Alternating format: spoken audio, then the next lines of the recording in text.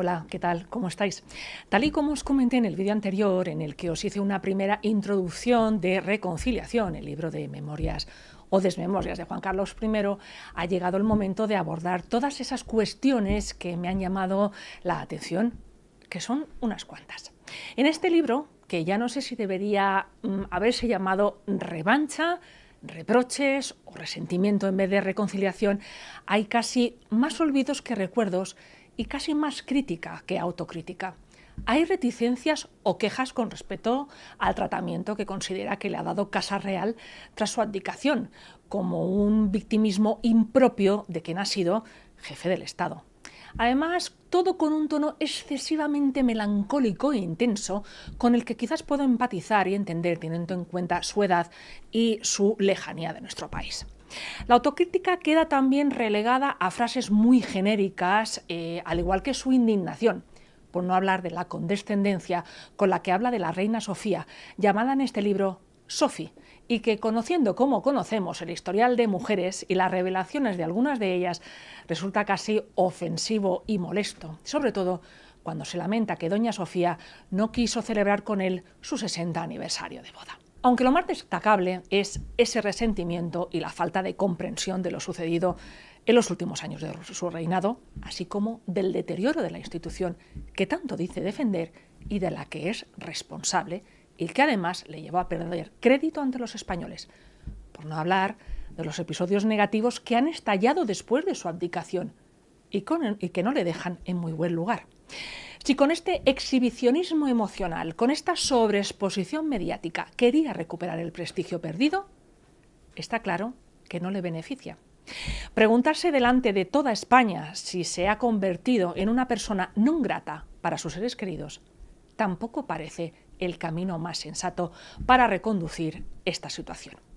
Vamos a verlo todo a continuación.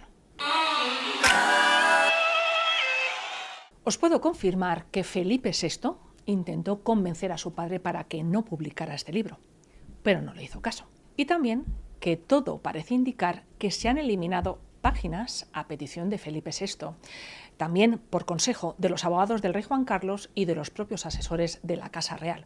Las páginas eliminadas habrían sido de varios políticos, entre ellos de Pedro Sánchez y de la reina Leticia, de ahí que tan solo aparezca en este libro en 5 páginas. Aunque admite en el libro que un rey no debe tener una ideología política, resalta el buen feeling que tuvo con Felipe González, de quien afirma era consciente de los beneficios que aporta la corona. Y su gran decepción para él fue el nacionalismo catalán. Jordi Pujol, sin ir más lejos, del que afirma que había que ponerle límites firmes. Y también con el procés con el que me sentí traicionado. También se refiere en estas memorias a la decisión de Zapatero de retirar las tropas españolas de Irak, por las que Juan Carlos se tuvo que disculpar ante el presidente americano por la actitud del líder socialista. También es crítico con el gobierno actual, al que acusa de alegrarse de los ataques que recibe. Afirma que en lugar de proteger al Estado, de trabajar protegiendo sus instituciones por la prosperidad y el desarrollo del país, ellos la debilitan.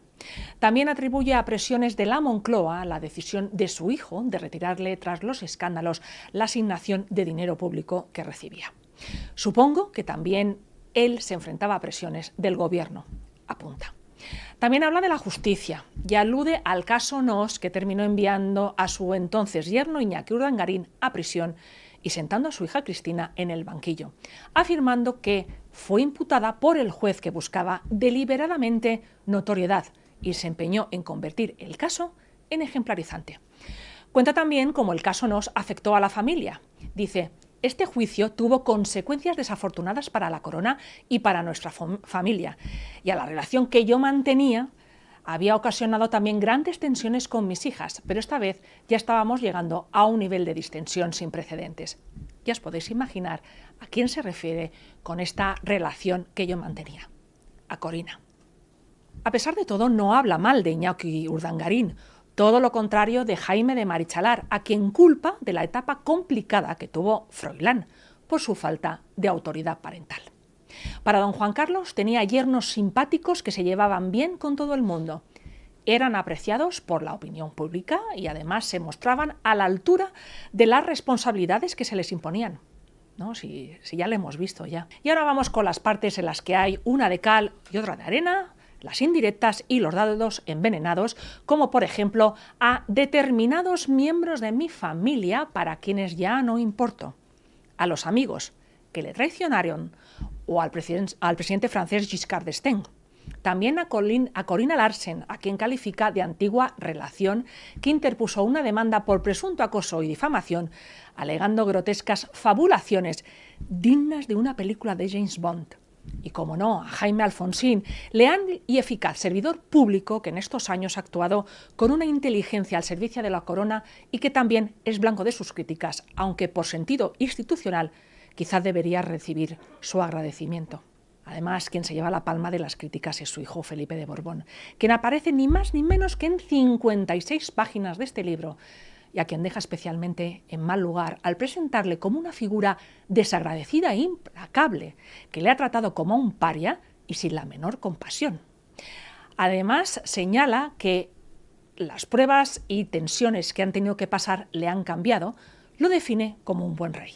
Por eso os decía una de cal y otra de arena. Aunque asegura que su hijo le dio la espalda por sentido del deber cuando pactó con él y con el gobierno de Pedro Sánchez que se fuera de España en 2020 y lamenta haber sufrido su insensibilidad.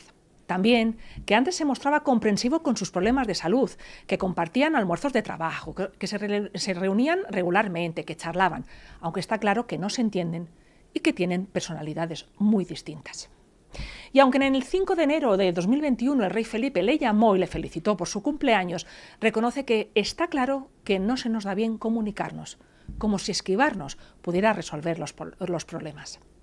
También se nota cierto resquemor cuando afirma que Felipe VI acude a Abu Dhabi para dar el pésame a las autoridades emiratíes por la muerte de su presidente y Juan Carlos se entera por la prensa de que su hijo estaba allí. Felipe VI le llamó cuando vuela de regreso a Madrid. Es injusto también con Felipe VI cuando le echa en cara haber excluido de la familia real a sus hermanas Elena y Cristina. Olvida muy rápido don Juan Carlos que fue lo que él mismo hizo cuando dejó fuera a sus hermanas, a las infantas Pilar y Margarita. Afirma que el discurso de Felipe VI el día de su proclamación, donde anunció una monarquía renovada para un tiempo nuevo, fue un discurso que discutieron y revisaron muchas veces juntos. Y también que no quiso participar en esa ceremonia para no hacerle sombra, porque Felipe debía ser el único protagonista. Hoy, más que nunca, los ciudadanos demandan con toda la razón que los principios morales y éticos inspiren y la ejemplaridad presida nuestra vida pública. Y el rey a la cabeza del Estado tiene que ser no solo un referente, sino también un servidor de esa justa y legítima exigencia de todos los ciudadanos. Estas son, señorías, mis convicciones sobre la corona que desde hoy encarno. Una monarquía renovada para un tiempo nuevo. La reina Letizia también es blanco de las críticas. Cuenta el incidente de la salida de misa de Pascua en la Catedral de Palma. En la página 33 encontramos una indirecta directísima cuando dice: no podemos decir que trabajo hasta las 9 de la noche y luego ya no soy rey y vuelvo a ser una persona privada, un ciudadano español. También que, como suele ocurrir, su nueva vida familiar lo alejó de sus antiguas relaciones, de sus amigos, de la infancia de sus padres e incluso de sus hermanas. Mi hijo estaba convencido de la elección de su esposa. Tenía 34 años y sabía lo que quería, igual que mis hijas se casaron con los hombres a quien amaban. No intenté influir en ellas ni hacer de casamentero, y si lo intenté, fue inútil. La entrada de Letizia en nuestra familia no ayudó a la cohesión de nuestras relaciones familiares. Le decía: la puerta de mi despacho está siempre abierta para ti. Ven cuando quieras. Pero nunca vino. Nuestro desencuentro personal no debía reflejarse en nuestra acción institucional. Hice todo lo posible para superar nuestras diferencias, porque el éxito de la pareja real es una garantía para el futuro de la corona. Todavía hay más. Por el tema de vacaciones privadas, el jefe del Estado y el jefe de gobierno no pueden estar ausentes al mismo tiempo y tenía que estar disponible para cualquier emergencia que pudiera surgir. y además que nos quedáramos en España sobre todo. Es también una forma de promover el turismo. Nuestros destinos de vacaciones privadas eran simbólicos. Además, la gente habría dicho que hubiera preferido irme al extranjero en lugar de disfrutar de España, que es uno de los países más bellos y variados del mundo.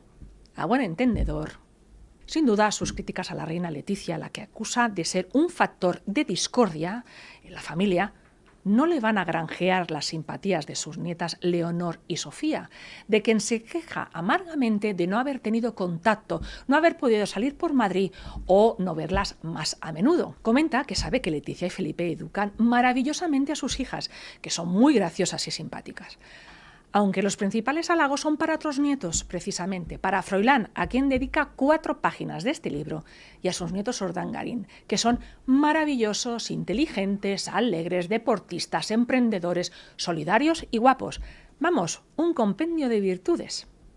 Y ya la última, que imagino que a los reyes Felipe y Leticia no les habrá sentado nada bien, que es cuando da a entender que cuando murió Constantino de Grecia asistieron todos sus nietos al funeral salvo Leonor y Sofía.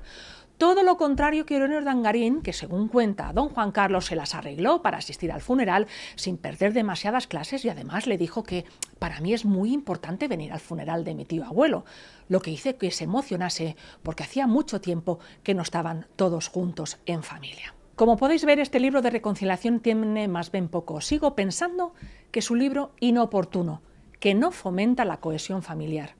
Aún así, os recomiendo la lectura del mismo porque tiene fragmentos muy interesantes y otros que son totalmente innecesarios.